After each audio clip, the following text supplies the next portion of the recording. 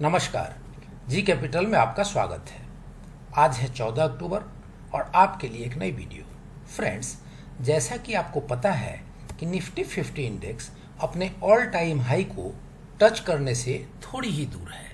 जैसा कि आपने देखा कि आज भी जो बाजार बंद हुआ उसकी जो हाइट थी वो 11,971.05 पर क्लोजिंग हाइट थी, और अगर इसके ऑल टाइम हाई की बात करें तो 12,430.50 इसकी ऑल टाइम हाई थी। तो फ्रेंड्स, हमने ये भी देखा कि थोड़े दिनों पहले ही जैसे पीछे एक हाई बनी थी इसमें, और उसमें 12,000 को ये पार भी कर गया था।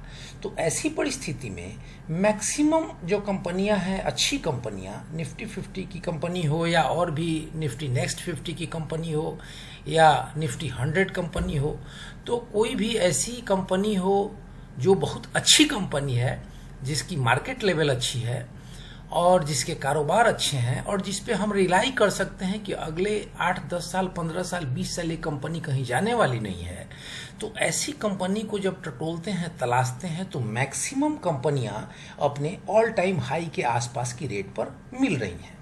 और in all time high prices पर इन कंपनियों में अगर आपने अपना निवेश कर दिया और बाजार में थोड़ी भी करेक्शन आई तो आपकी हालत वैसे ही निवेशकों की हो सकती है जैसे जीएमएम फॉडलर या रुचि सोया या आलोक इंडस्ट्रीज के निवेशकों के साथ हुआ, क्योंकि उन्होंने उन कंपनियों के ऑल टाइम हाई पर निवेश किया था, किंतु आज थोड़ा सा करेक्शन हुआ है। तो वैसी परिस्थिति में आज की तारीख में पूंजी को निकालना भी भारी हो चुका है।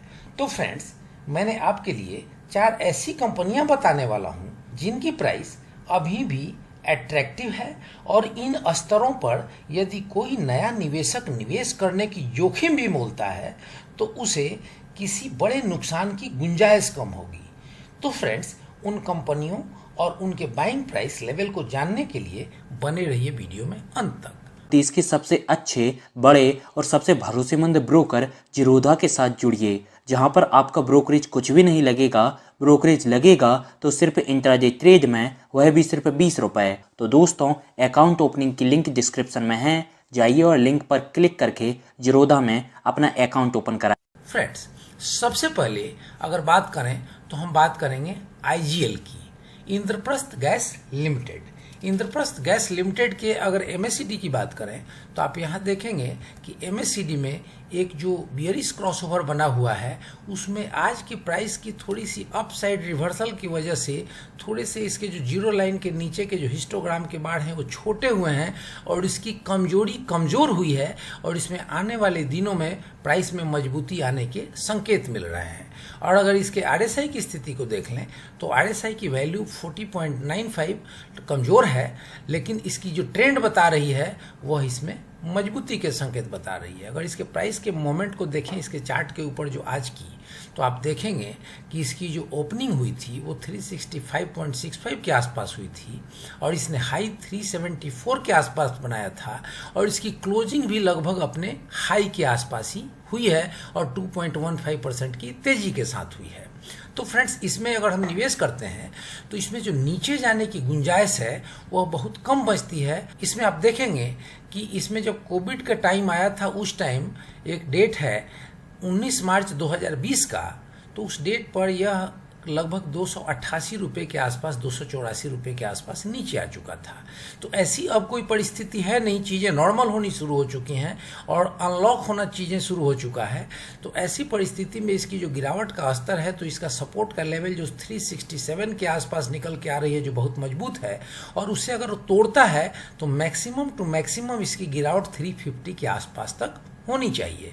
और फ्रेंड्स, अगर जैसा कि प्राइस की रिवर्सल हुई है और ये रिवर्सल अगर बना रहता है तो इसकी पिवट पॉइंट होगी, वह होगी 399 या 400 के आसपास, और इसका पहला रेसिस्टेंस निकल के आएगा 417 के आसपास। तो आप इसमें निवेश कर सकते हैं, यह अपने बहुत ही आकर्षक प्राइस पर उपलब्ध है। अब फ्रेंड्स दूसरी कंपनी की अगर बात करें तो जो दूसरी कंपनी है वो है आईटीसी। यह निफ्टी 50 इंडेक्स की कंपनी है और यह एक बहुत बड़ी कंपनी है। इसको लार्ज कैप कंपनी 2,12,14,000 करोड़ की इसकी मार्केट कैप वाली कंपनी है। अब फ्रेंड्स इसके अगर एमएससीडी की बात करें तो इसकी एमएससीडी आप यहाँ देखेंगे कि इसमें एक बुलिश क्रॉसओवर बना हुआ है, लेकिन जीरो लाइन के ऊपर के जो हिस्टोग्राम के बार हैं वह थोड़े कमजोर हुए हैं। तो हो सकता है कि आने वाले दिनों में थोड़ी सी और प्राइस में कमजोरी आ सके। और फ्रेंड्स अगर इसके आरएसआई की स्थिति को देखें तो आप देखेंगे कि इसकी आरएसआई की वैल्यू 36.66 निकल के आ रही है, जो प्राइस में कमजोरी के संकेत बता रही है। इसका ट्रेंड भी कमजोरी के संकेत बता रहा है। तो हो सकता है इसकी प्राइस जो नीचे की ओर जाए तो जैसे पीछे 166 के आसपास गई थी वहां तक चला जाए, या इसका जो सपोर्ट का लेवल बन रहा है जिसपे बहुत स्ट्रांग सपोर्ट है 160 के आसपास, ये वहां तक चला जाए। तो फ्रेंड्स यहाँ से नीचे की ओर जाने की इसकी गुंजाइश जो बन रही है वो बहुत कम बन रही है। तो आपका निवेश बहुत सुरक्षित निवेश रहेगा और मार्केट में किसी भी प्रकार का अगर करेक्शन आता है तो वैसी परिस्थिति में ऐसा नहीं होगा कि आप जेम फॉडलर के जैसा 40% 50% तक का करेक्शन हो जाए और आप इसमें बुरी तरह से फंस जाए। आपकी जो पूंजी है वह लगभग सुरक्षित रहती है। और फ्रेंड्स अगर इसके रेसिस्टेंस की बात करें तो इसकी जो रेसिस्टेंस लेवल निकल के आ रही है वह 187 और 188 के आसपास की निकल के आ रही है। तो फ्रेंड्स यहाँ से अगर इसमें कोई प्राइस मूवमेंट ऊपर की ओर होता है तो ये 187 188 को अगर पार कर जाता है तो आप देखेंगे कि ये 200 लेवल को भी पार करेगा और फिर उस परिस्थिति में आपके लिए बहुत जबरदस्त एक मल्टी बैगर सिद्ध हो सकता है। एफएमसीजी ग्रुप की कंपनियों में ये सबसे कम पीई पर उपलब्ध कंपनी है और बहुत सस्ते वैल्यूएशन पर उपलब्ध कंपनी है। इस कंपनी की एक सबसे बड़ी खासियत है कि यह डिविडेंड बहुत जोरदार देता है। तो अगर आपको डिविडेंड चाहिए तो आपके लिए ये कंपनी बहुत ही अच्छी कंपनी है और इसका निवेश भी बहुत सुरक्षित स्तरों पर अभी उपलब्ध है। अगर आपने इसमें 200 रुपये या उसके ऊपरी स्तरों पर निवेश किया होता तो आपके लिए एक बार चिंता का विषय बेशक हो सकता था, लेकिन 160 और 167 रुपये के लेवल पर अगर आपका कोई भी निवेश है तो यह आपके लिए बहुत अच्छा निवेश हो सकता है। फ्रेंड्स अब अगर तीसरे कंपनी की बात करें तो यह भी एक निफ्टी 50 इंडेक्स की ही कंपनी है और एक पीएसयू कंपनी है। और फ्रेंड्स इसमें आप देखेंगे कि यह अपने कोविड-19 के प्राइस लेवल के आसपास आ चुका है। जब कोविड-19 पे हमने यहाँ पे लॉकडाउन की घोषणा सुनी थी और उस समय इसकी प्राइस आई थी लगभग 73 के आसपास, तो फ्रेंड्स ये 79 के आसपास मिल रहा है आज, और इस प्राइस से नीचे जाने की इसमें भी बहुत कम गुंजाइश है। और यहाँ से अगर अपसाइड रिवर्सल लेता है तो आपको 30 से 35% की ग्रोथ बहुत ही शॉर्ट पीरियड में इसमें मिल सकता है। फ्रेंड्स ये भी कंपनी बहुत अच्छी डिविडेंड देती है। अगर इसके आरएसआई की बात करें तो आरएसआई की जो वैल्यू निकल के आ रही है वो 32.91 की निकल के आ रही है। अगर प्राइस में ऐसी ही थोड़ी भी गिरावट हुई तो ये निश्चित रूप से ओवरसोल्ड जोन में आ जाएगा और वहाँ से प्राइस रिवर्सल होना निश्चित माना जा सकता है। और फ्रेंड्स एक बार अगर हम इसके एमएससीडी की बात करें तो एमएससीडी भी प्राइस के कमजोरी के ही संकेत दे रहा है। तो हो सकता है कि आपको ये 78 या 75 रुपीस के लेवल तक भी जाता हुआ दिखे, क्योंकि इसकी जो पहली सपोर्ट लेवल है वह 78 के आसपास बनी हुई है जहां से इसे आज सपोर्ट मिला था। और उससे भी अगर नीचे की ओर जाता है तो इसकी जो दूसरी सपोर्ट की लेवल बनती है वह 73 के आसपास निकल के आ रही है। तो फ्रेंड्स इन चीज़ों को आप एक बार अपने स्तर से देखें, आप समझें और इसमें आप निवेश संबंधी कोई निर्णय ले सकते हैं। और फ्रेंड्स जो चौथी कंपनी है हमारी तरफ से वह है यस बैंक।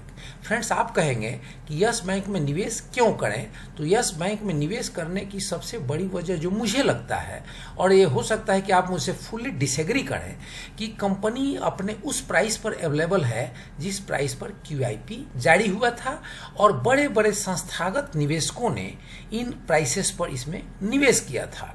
फ्रेंड्स आपने देखा कि 10 रुपये के आसपास या 11 रुपये के आसपास इसने 28 जुलाई को एक रेट बनाया था। उसके बाद उसके ऊपर ऊपर ही इसके प्राइसेस रहे हैं और आज भी यह 12 रुपये 90 पैसे के आसपास उपलब्ध है। तो फ्रेंड्स, इसमें अगर गिरावट भी आती है तो हम ये एज्यूम करके चल सकते हैं, इसकी संभावना कर सकते हैं कि इसकी जो पहली सपोर्ट की लेवल निकल के आ रही है वह 12 रुपये के आसपास निकल के आ रही है। तो यह अगर यहाँ से भी नीचे की ओर जाता है तो 12 रुपये तक जाएगा और उसके बाद सपोर्ट लेवल 2 जो इसका है वह है इसका 11 रुपये के आसपास।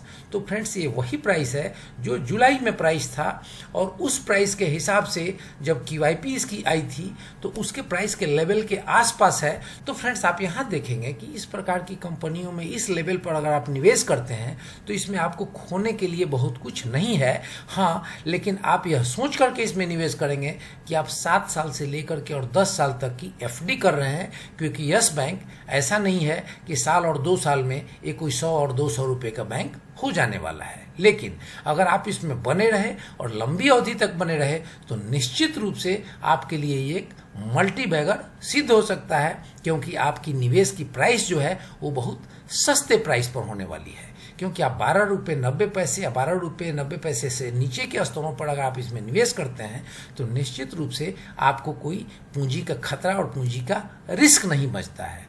तो फ्रेंड्स, ये रही मेरे तरफ से 4 कंपनियां। अब इन चारों कंपनियों के ऊपर हो सकता है कि मेरे जो विचार हों उससे आप सहमति न रखते हों, तो आप लेकिन इस पीस ऑफ इंफॉर्मेशन को आधार बनाकर अपनी एक रिसर्च करें, आप अपनी एक स्टडी करें और उस रिसर्च और उस स्टडी के आधार पर ही कोई निवेश संबंधी फाइनल निर्णय लें।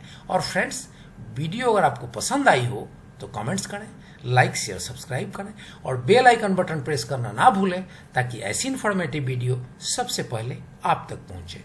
जय हिंद, जय भारत।